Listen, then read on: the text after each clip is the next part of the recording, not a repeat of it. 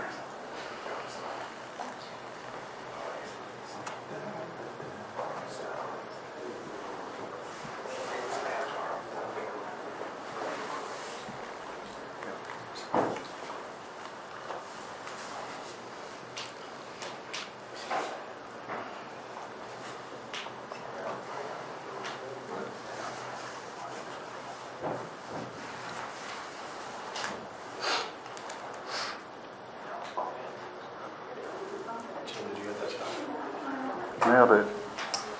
Who is it? It was Scorecase. Gorka. Yeah, just No, not that fast. Their website is wrong.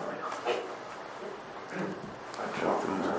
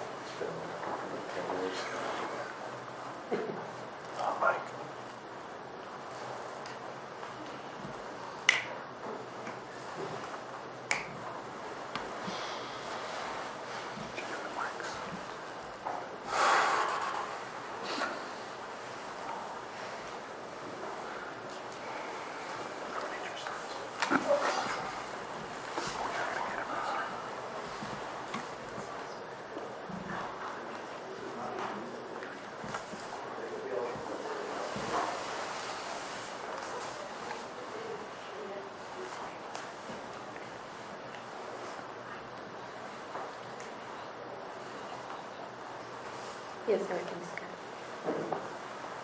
It's just me. Sorry.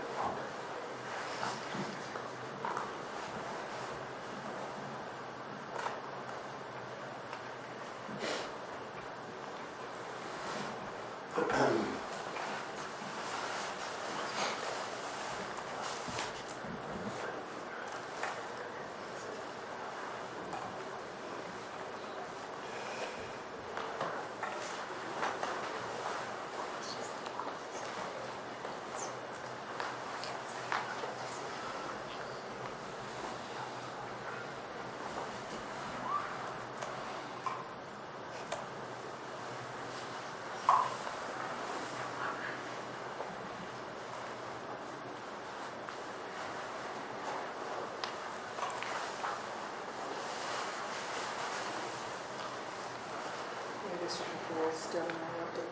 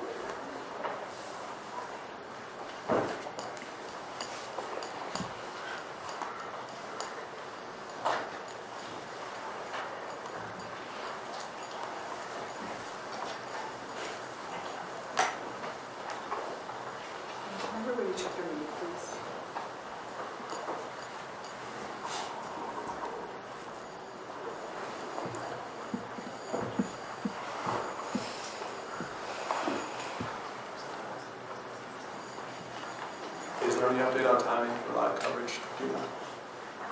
I don't know that.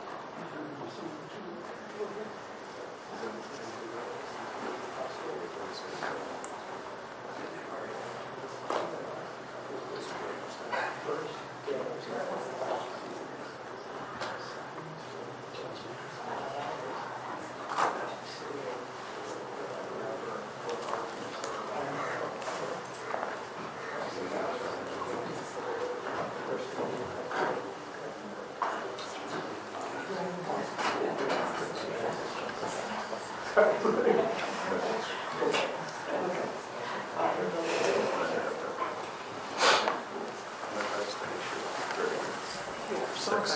o'clock.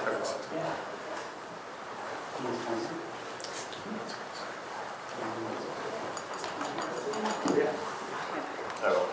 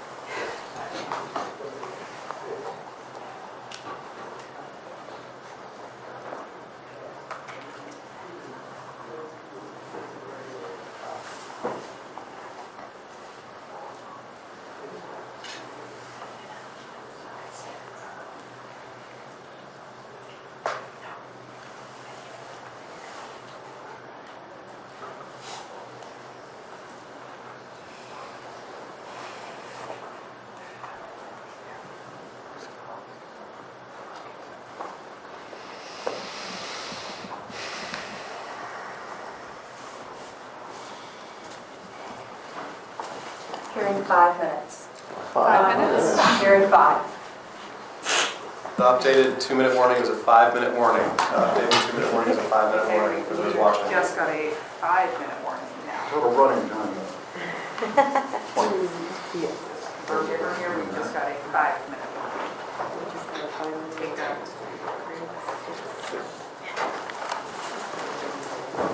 Quick 5 seconds. Hello, everybody. Mr. President. Thank you. Nice to see you. Some very familiar faces. Well, thank you very much, and it's an honor to be here today. We have first full day as president. We're back, and we had a great first term, but we're going to have an even better second term, and I think we're going to do things that people will be shocked at. We're starting off with tremendous investment coming into our country at levels that nobody's really ever seen before, and they're very happy with the fact that I won the race and that they feel confident in their investments, and it's big money and high quality people.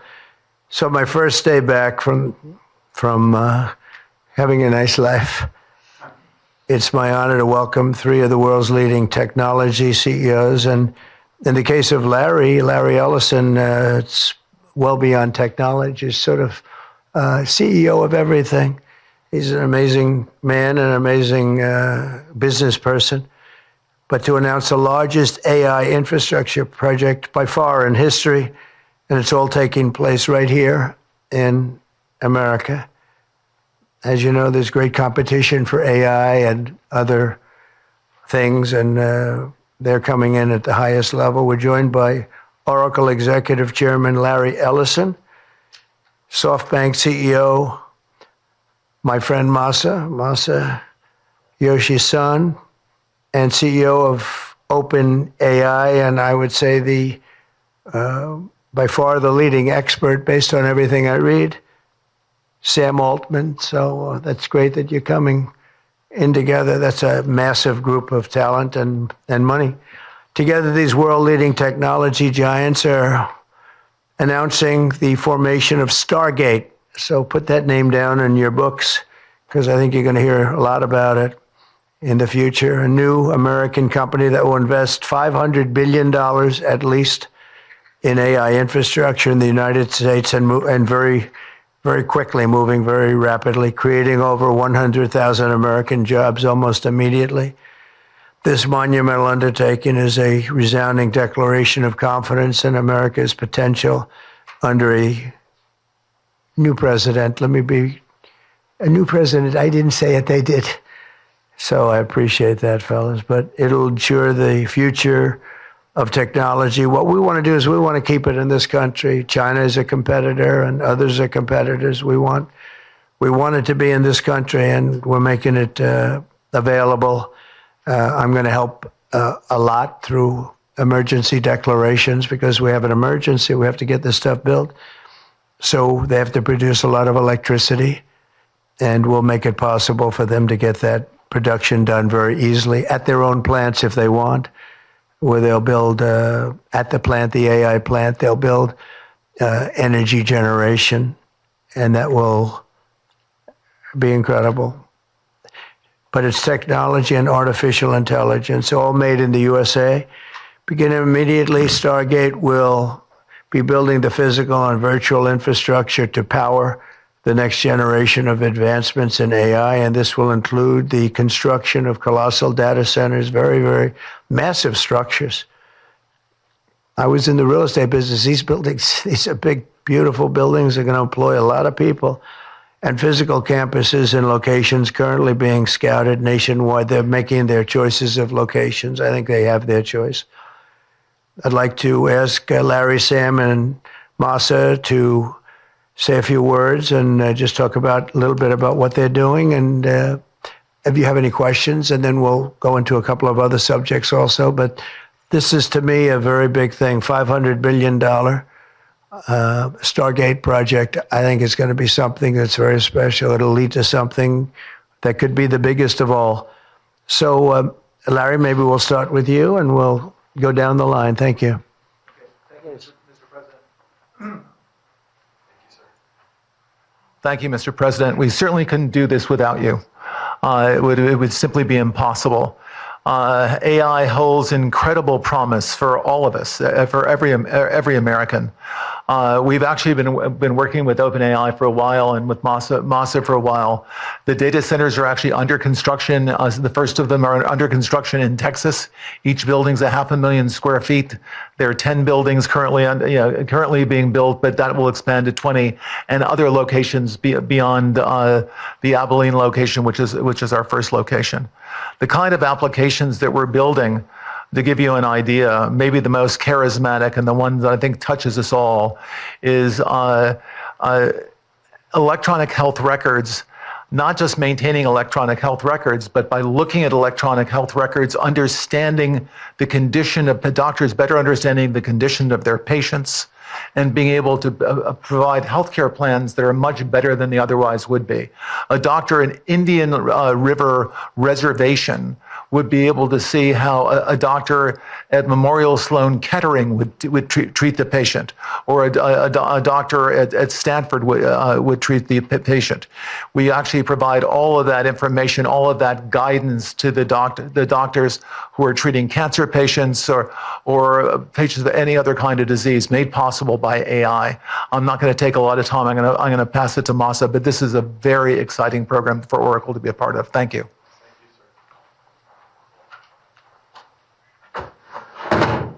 Thank you. That really helpful. That's good. That's great. I feel tall now. Thank you. Well, Mr. President, last month I came to celebrate your winning and promised that we will invest $100 billion. And you told me, oh, Masa, go for 200. Yeah. Now I came back with 500. Because this is as you said yesterday, this is the beginning of golden age of America. This is one great example, I think, right? we wouldn't have decided to do this. I think so. This is the beginning of golden age. We wouldn't have decided unless you won. And yesterday we agreed, we signed to make this happen. It's great. Because of this day. Very nice. So we would make this happen. We would immediately start deploying $100 billion with a goal of making $500 billion within next 4 years, within your term. Right? Because of your success. So we are very, very excited to do this. And our partner is, of course, SoftBank, OpenAI, Oracle, and additionally investing partner with MGX. On top of that, we have the technology partner NVIDIA, and of course Microsoft has been very, very supportive to Sam and continue to support all our success. This is not just for business. As Larry said, this will help people's life. This will help solving many, many issues, difficult things that otherwise we could not have solved with the power of AI. I think AGI is coming very, very soon. And then after that, that's not the goal. After that, artificial super intelligence will come to solve the issues that mankind would never ever have thought that we could solve. Well, this is the beginning of our golden age. Thank you very much. Thank you very much. Fantastic. Sam. I don't have too much to add, but I did want to say I'm thrilled we get to do this in the United States of America. I think this will be the most important project of this era. And as Masa said, for AGI to get built here, to create hundreds of thousands of jobs, to create a new industry centered here, we wouldn't be able to do this without you, Mr. President. And I'm thrilled that we get to. I think it'll be an exciting project. I think we'll be able to do all of the wonderful things that these guys talked about. But the fact that we get to do this in the United States is, I think, wonderful. So thank you very much. Could you just say one word? I hear so many positive things about what it's going to do for medical research and for solving things, cancer and all the different problems. How will AI help us with the fight against the various problems, diseases, etc.?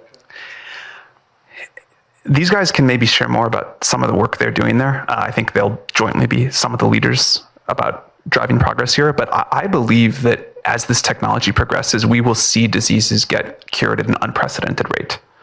We will be amazed at how quickly we're curing this cancer and that one and heart disease, and what this will do for the ability to deliver very high quality healthcare, the costs, but really to cure the diseases at a rapid rate, I think will be among the most important things this technology does. Okay, great. Very good. Thank you. Answer that question, Mr. President. So we're currently working on. Should I step on this? Okay. All right. No. I'm not that tall. I'm not that tall. You look even better. Thank you, Mr. President. One of the most exciting things we're working on, using the tools that Sam and Masa are providing, is a cancer vaccine. It's very interesting. It turns out, I'll be quick, all of our cancers, cancer tumors, little fragments of those tumors float around in your blood. So you can do early cancer detection. If you can do using AI, you can do early cancer detection with a blood test. And using AI to look at the blood test, you can find the cancers that are actually seriously threatening the person. So we can, again, cancer diagnosis using AI has the promise of just being a simple blood test. Then beyond that, once we gene sequence that cancer tumor, you can then vaccinate the person, design a vaccine for every individual person to vaccinate them against that cancer.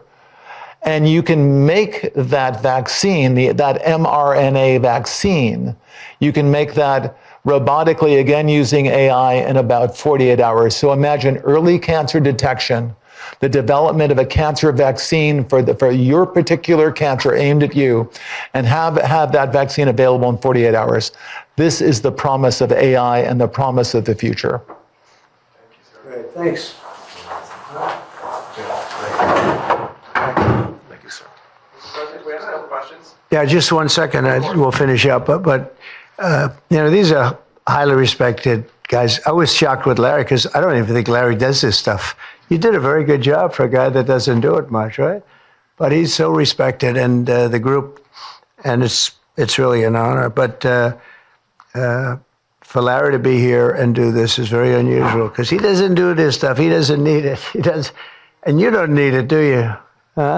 You don't need it. But I think it's an honor to the country. It's a great honor that this group, these are the top people, that they're going to do it, and they're going to do it here, and we're going to make it as easy as it can be.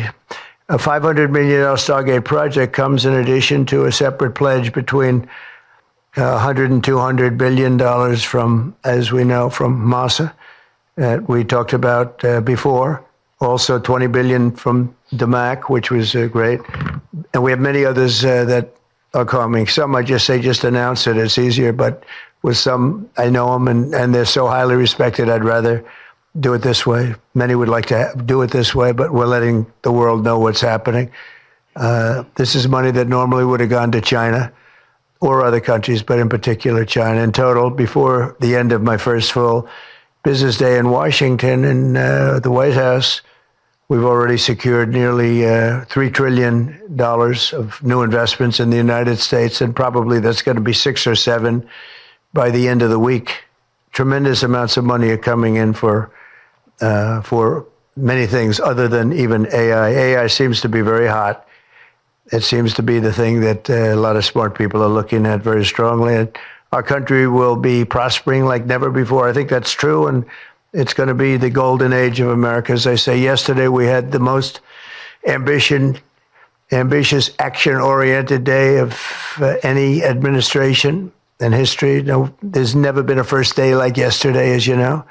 I signed a sweeping slate of executive orders to stop the invasion of our borders. I launched a government-wide effort to defeat inflation and bring down the cost of daily life and bring down the cost of energy, magnificently bring it down. And when energy comes down, Larry, I'd say generally speaking, when energy comes down, everything else comes down. The prices of food and the prices of everything else come down. Energy is that's the big baby. And we declared a national energy emergency to drill, baby, drill, our term that we use. We're going to drill, baby, drill like never before. We ended destructive DEI mandates across the federal government and returned our country to a merit-based system and a common sense system. As you know, the Supreme Court gave us a decision on merit, where things in this country can be based on merit now instead of a lot of different rules, regulations, and things that really put our country at a big disadvantage. We permanently stopped government censorship and restored free speech. That was signed yesterday. We renamed the Gulf of Mexico the Gulf of America. Sounds so beautiful, the Gulf of America, and returned the name of a great president, William McKinley, to Mount McKinley. They took off the name, and he was actually a great president. He was a very, very successful businessman. He ran for governor of Ohio. He won and did a great job as governor, ran for president, and he won. He was assassinated, ultimately, in his second term, unfortunately. But he was the tariff king, and I don't think he was as bad as I am. I think I believe in him even more than him, but he believed in him very strongly. And he raised massive amounts of money. Our country was at its richest from 1870 to 1913. We had the most, that was when we were the richest, relatively speaking. We were the richest during that period of time. That was tariffs from other countries. And our administration's moving with unprecedented urgency and speed to confront every single crisis facing us, and we'll get the job done. And again, I want to thank Sam and Massa and Larry for being here. It's an honor to have them. And we'll take a few questions if you want. Can I ask you about some of the executive orders? You would agree that it's never acceptable to assault a police officer, Sure. right? So then if I can, among those you pardoned, DJ Rodriguez, he drove a stun gun into the neck of a DC police officer who was abducted by the mob that day. He later confessed on video to the FBI and pleaded guilty for his crimes. Why does he deserve a pardon? Well, I don't know. Was it a pardon? Because we're looking at commutes and we're looking at pardons. Okay, well, we'll take a look at everything. But I can say this. Murderers today are not even charged. You have murderers that aren't charged all over. You take a look at what's gone on in Philadelphia, take a look at what's gone on in LA, where people murder people and they don't get charged. These people have already served years in prison, and they've served them viciously. It's a disgusting prison. It's been horrible. It's inhumane. It's been a terrible, terrible thing. I also say this, you go to Portland, where they wrapped police officers, shot police officers, nothing happened to anybody. You go to Seattle, where they took over a big chunk of the city and people died. Portland, a lot of people died. Wait a minute. And you go also, take a look at Minneapolis, because I was there and I watched it. And if I didn't bring in the National Guard, that city wouldn't even exist today. People were killed and nobody went to jail.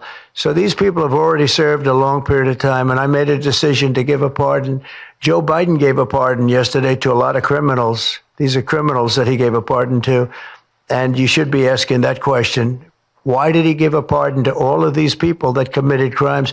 Why did he give a pardon to the J6 Unselect Committee when they burned and destroyed all documents which showed that they did what was wrong, not me? Wait a minute.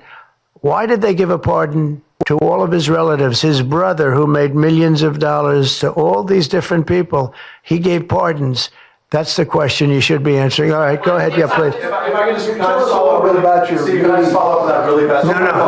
No. I just want to ask go ahead. You said Tell us about your meeting with Speaker Johnson, Senator Thune. Did you reach any conclusion on this one big... Pretty much. I think we have a good situation now. It's been in some ways made simpler by Los Angeles because they're going to need a lot of money. And generally speaking, I think you'll find that a lot of Democrats are going to be asking for help. So I think maybe that makes it more one-sided. I think we're going to do very well. Look, we're going to take care of Los Angeles. I'm going there. I'm going to North Carolina, which has been abandoned by the Democrats. And I'm going to North Carolina, very importantly, first. I'll be there on Friday. And then I'm going from there to Los Angeles. And then I'm going to Nevada. And I'm really going to Nevada to thank them for the vote, because we won Nevada overwhelmingly. And that's usually a Democrat vote, and I just want to go there to thank the people of Nevada for the big vote. So we'll be making that. Yeah, please. Mr. President, the leaders of the Proud Boys and the Oath Keepers were freed following their pardons yesterday. At the time, back in 2021, you urged them to stand back and stand by. Is there now a place for them in the political conversation? Well, we have to see. They've been given a pardon. I thought their sentences were ridiculous and excessive. One of the guys took down a flag that was an anti-American flag, and he was given years in jail. I don't know the exact number, but he was given many years in jail. I thought it was very excessive. And at least the cases that we looked at, these were people that actually love our country, so we thought a pardon would be appropriate, yeah. Mr. President, is it also true in your conversations with Republicans today that you asked them to consider recess appointments for cabinet officials? I think, yeah, if it's needed. I don't think it's going to be needed. Marco, as you know, got passed overwhelmingly with 99-0, which is pretty amazing. Marco's going to do a great job, Secretary of State, but he just got, I guess he was the first one and just got approved. That's some vote, 99-0, and the nothing was a vote that he would have gotten if we wanted to do it. But you know whose vote that was?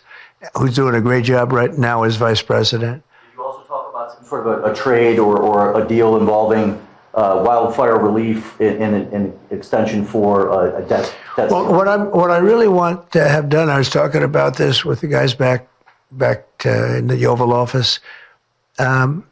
Los Angeles has massive amounts of water available to it. All they have to do is turn the valve, and that's the valve coming back from and down from the Pacific Northwest, where millions of gallons of water a week and a day, even in many cases, pours into California, goes all through California down to Los Angeles, and they turned it off. It's off now. The valve goes, it turns toward the Pacific Ocean, and all that water goes pouring into the Pacific Ocean. If they did what I told them to do, they wouldn't do it because politically they didn't think it was good. I think it's great politically. I think they're dead politically. What they've done, they've destroyed the city. What they've done to that city is unbelievable. The sprinklers, their sprinklers in there like these right here that you see, none of them had any water in them. They didn't have any water. The fire hydrants, 40% of them had no water. The brush was just dry. Everything was dry. The sprinklers on the lawn weren't allowed to even be used. So, you know, everything was dry, and it was an inferno. They created an inferno. So we're demanding that they turn the valve back toward Los Angeles right now. It's not even believable that they haven't done it. Just so you know, they have a valve, and it turns like, think of a sink, but multiply it times many thousands of times the size of it. It's massive. And you turn it back toward Los Angeles. Why aren't they doing it? They either have a death wish, they're stupid, or there's something else going on that we don't understand. But we want the water that they're throwing away to be used for California. And that includes the farmers of California. You know, when you drive up north, you see all of the land.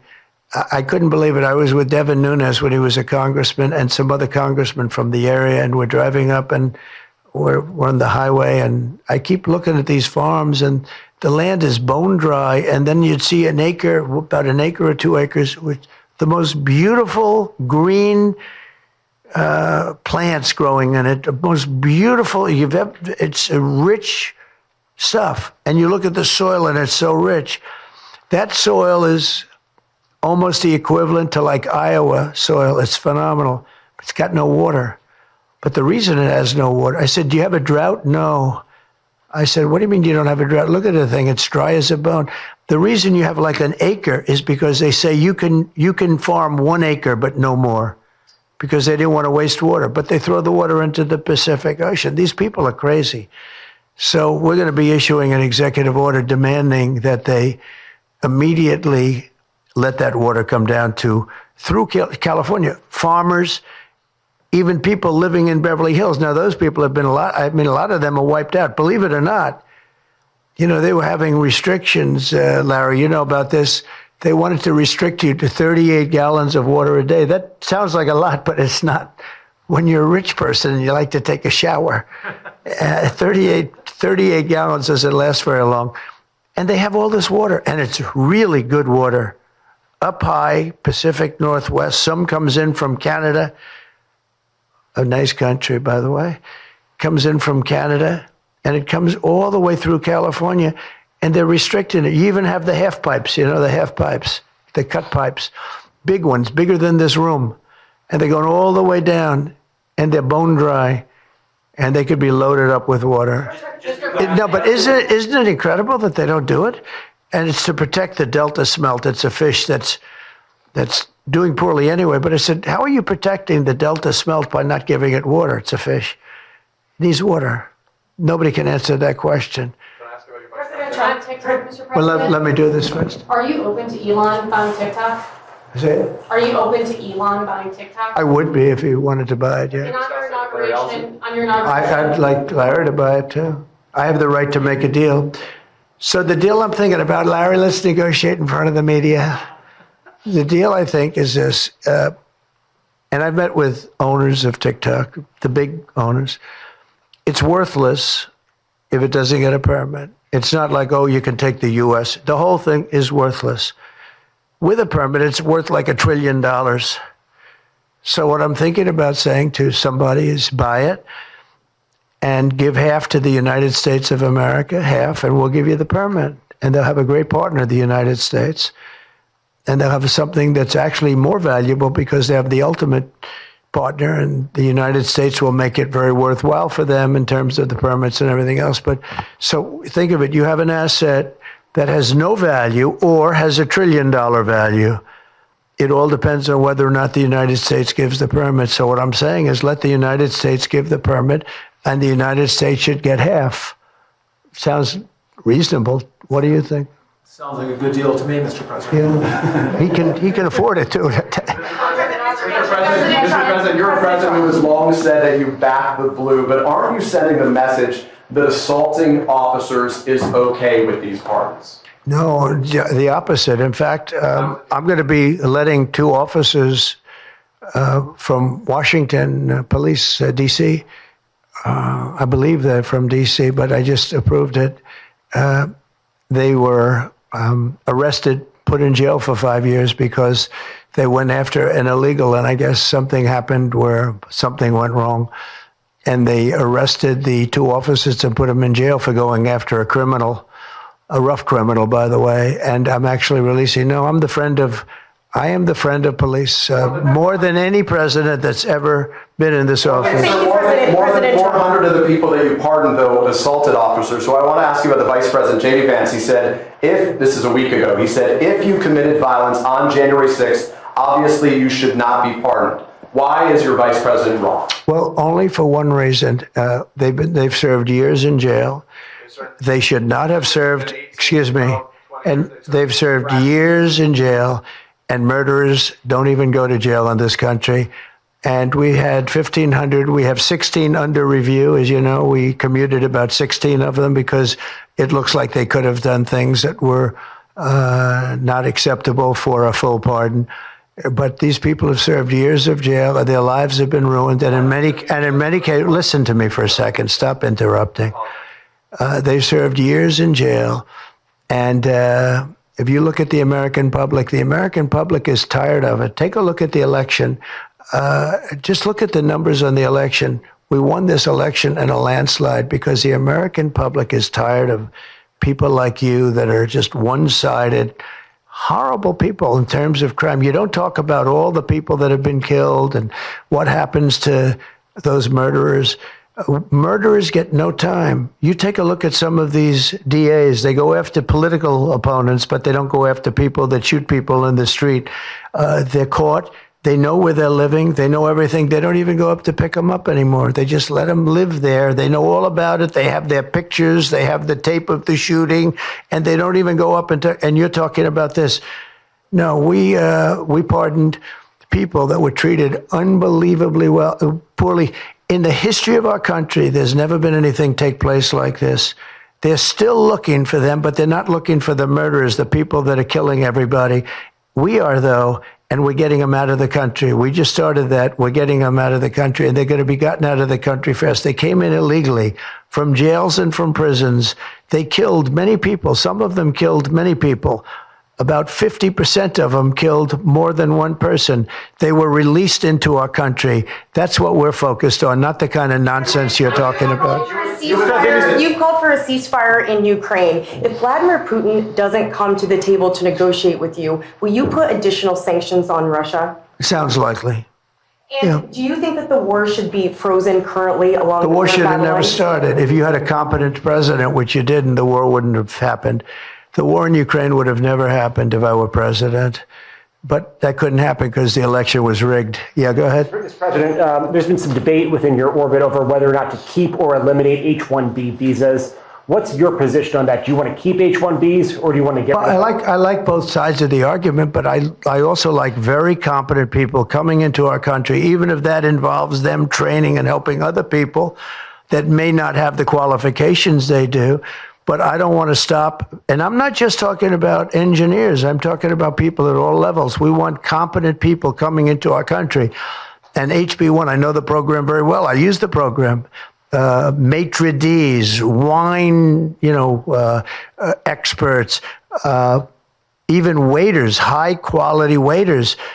You got to get the best people. Now, then you go into people like Larry, and he needs engineers, and Massa needs, and this gentleman needs engineers like nobody's ever needed engineers, right? So we have to have the quality people coming in. Now, by doing that, we're expanding businesses, and that takes care of everybody.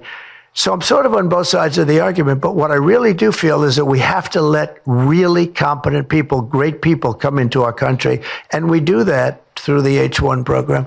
Mr. President, are you looking to impose tariffs on Canada and Mexico in an effort to force negotiations sooner on USMCA?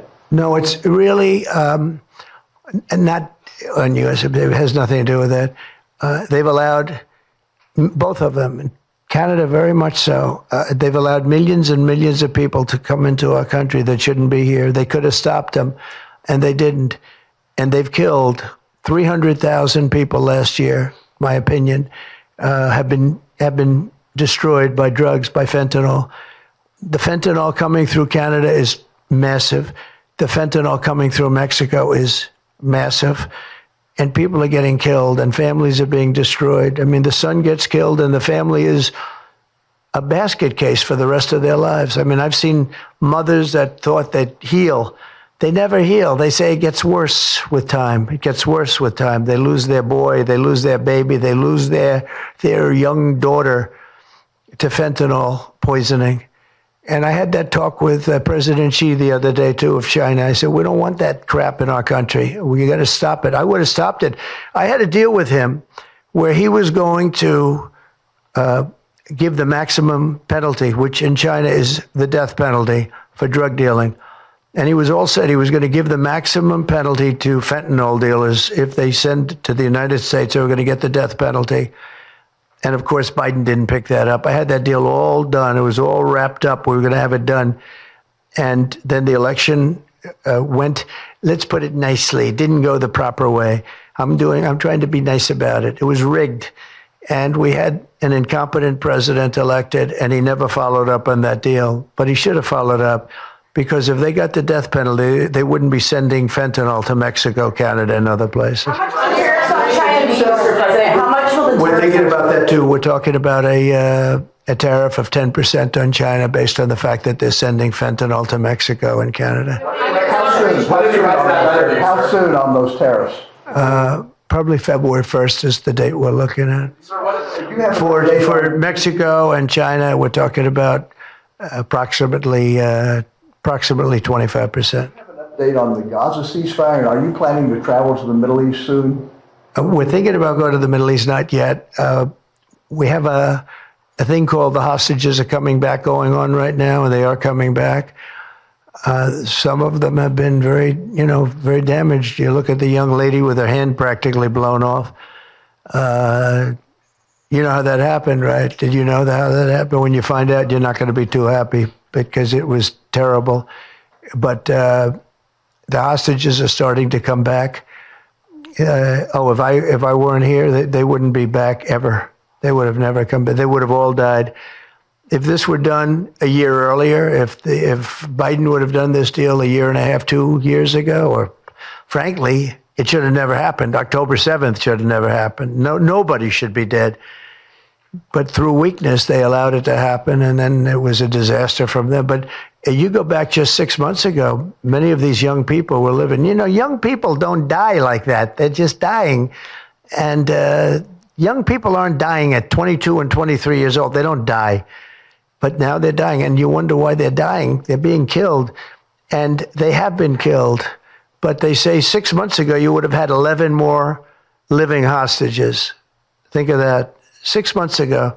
But Biden couldn't get it done, and it was only the imposition that I put on as a deadline that got it done. But it's a very sad situation. It should have never happened. I'll tell you, 2 things should have never happened. 3 things. Inflation should have never happened. It would have never happened, except for what they did to energy and their crazy spending. And Ukraine would have never happened. Never. By the way, Russia never would have gone into Ukraine. I had a very strong understanding with Putin that it would have never, ever happened. He disrespected Biden. Very simple. He disrespects people. He's smart. He understands. He disrespected Biden. And also, the Middle East would have never happened because Iran was broke. They had no money. They had no money for Hamas. They had no money for Hezbollah. It would have never happened. October 7th would have never happened. But it did happen. So this is the cards I've been given. And we're getting the hostages back. That would have never happened under Biden. They would have never come back. They were just dying not that slowly. They were dying or being killed. But that was what was happening. Are you going to keep sending weapons to Ukraine, or are you going to turn off the tap soon? Well, we're looking at that. We're talking to Zelensky. We're going to be talking with President Putin very soon. and we'll see how it all happens. We're going to look at it one thing I do feel, the European Union should be paying a lot more than they're paying, because under Biden, I mean, we're in there for $200 billion more. Now, it affects them more than it affects us. We have an ocean in between, right? Little thing called an ocean. The European Union should equalize. We're in there for $200 billion more than the European Union. I mean, what are we, stupid? I guess the answer is yes, because they must think so. But the European Union takes advantage of us tremendously on trade, and they now take advantage of, and always have. If I didn't get involved years ago, my first term, one of the first things I noticed was that they're not paying enough. They're not paying, and a lot of those countries weren't even paying. The NATO countries, they weren't paying. Only 7 out of 28 were paying. We were one of them, and Poland was one, and they had a few of them that were paying, and some were paying very proudly. Usually, the closer to the borderline of Russia they were, the faster they paid, okay? The ones that were further away tended not to pay so fast. And one thing on that, I think they should lift their number not to 2%, but to 5%. NATO should be at 5%, not at 2%. 2% is ridiculous, yeah. The U.S. President Xi, in your conversation about Ukraine, you asked him to get involved in helping settle that. Can you tell us about that? I did, yeah. I said, you ought to get it settled, because he's not done very much on that. He's got a lot of power, like we have a lot of power. I said, you ought to get it settled. We did discuss it, yeah. Mr. President, you launched a crypto coin the other day. Do you intend to continue selling products that benefit yourself personally while you're president? Well, I don't know if it benefited. I don't know where it is. I don't know much about it other than I launched it. I heard it was very successful. I haven't checked it. Where is it today? You made a lot of money, sir. How much? Several $billion, it seems like, in the last several days. Several billion? That's peanuts for these guys. So you talked about the letter from President Biden. Can you give us some sense, broadly speaking? Yeah, he wrote me a nice letter. I mean, I did open it last night. And I didn't know. Peter said, did you get the letter? I said, wait a minute, let's see the letter. It's sort of a tradition. You put it in the drawer, especially of the beautiful Resolute desk, right? And I opened the drawer, and there it was. It said to number 47.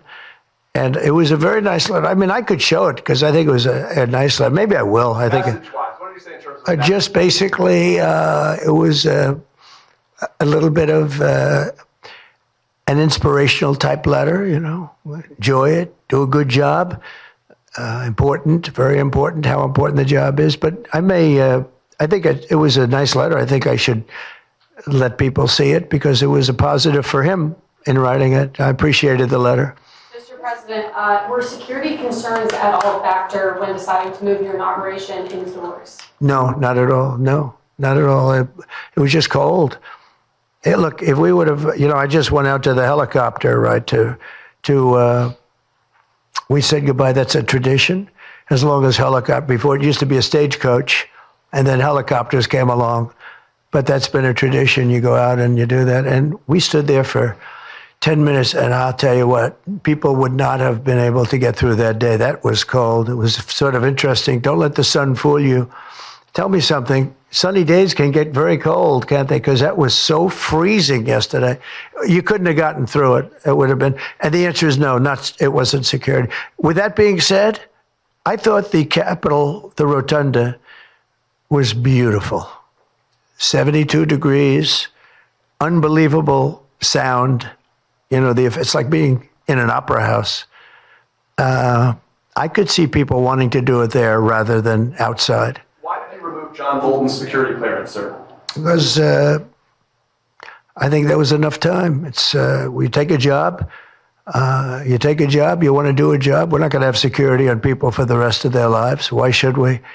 I thought he was a very dumb person, but I used him well because every time people saw me come into a meeting with John Bolton standing behind me, they thought that he'd attack them because he was a warmonger.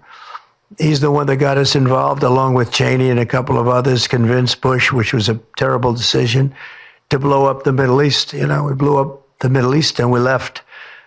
Then we got nothing out of it except a lot of death. We killed a lot of people. And John Bolton was, one of those guys, a stupid guy. But no, you can't have that for life. shouldn't expect it for life. You mentioned with President Zelensky. Will that take place here? And when and where will you meet with him? I don't know. I mean, look, President Zelensky would like to have peace.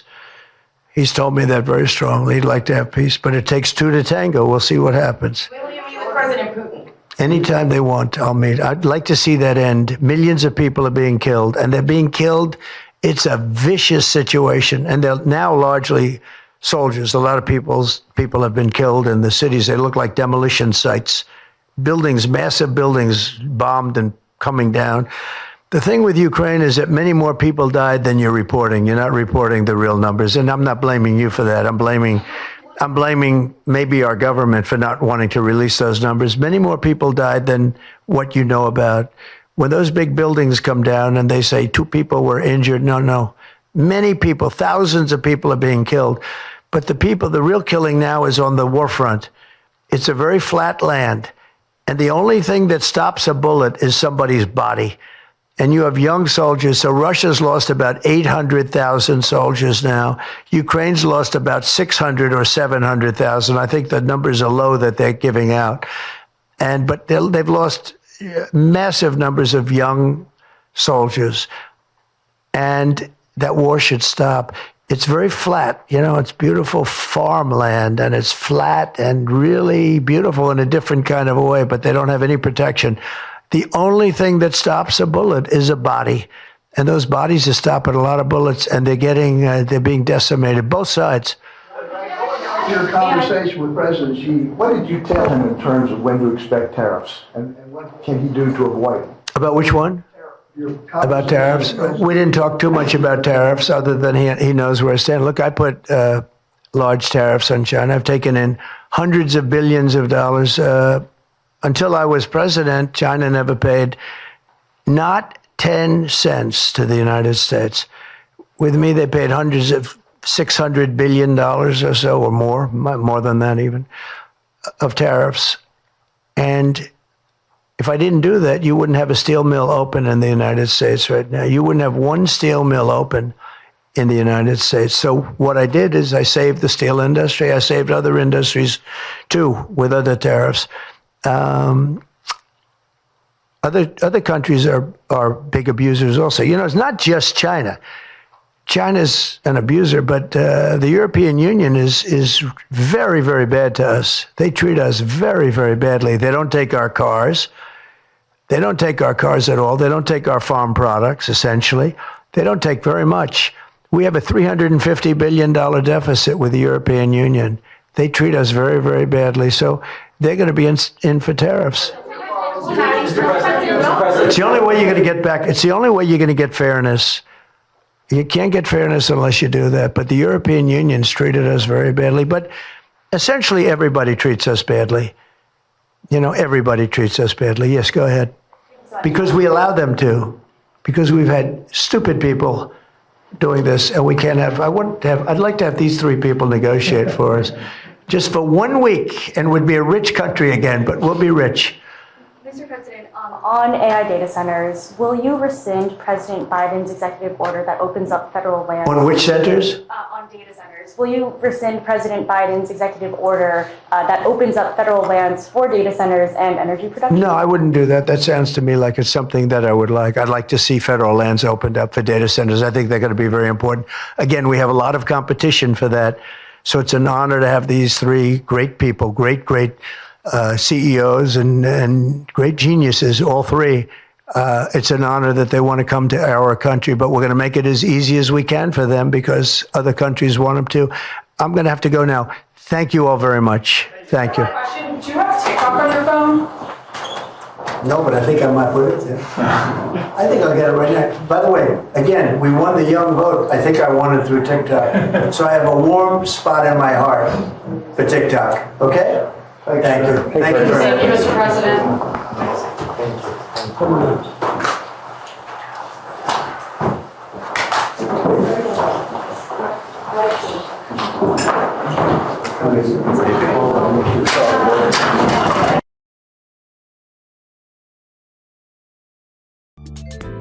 偷偷告诉大家，我最近发现了新法宝 Royal Face 逆时奇迹系列，它有活肤露、全效精华，还有精华化妆。 This is the 尤其我 primer. 皮肤比较偏干，所以我非常的注重保湿。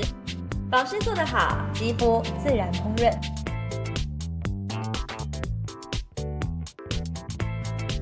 提亮肤色更年轻，抚平皱纹超有感，而且气色变好。用心保养，每天都更美一点。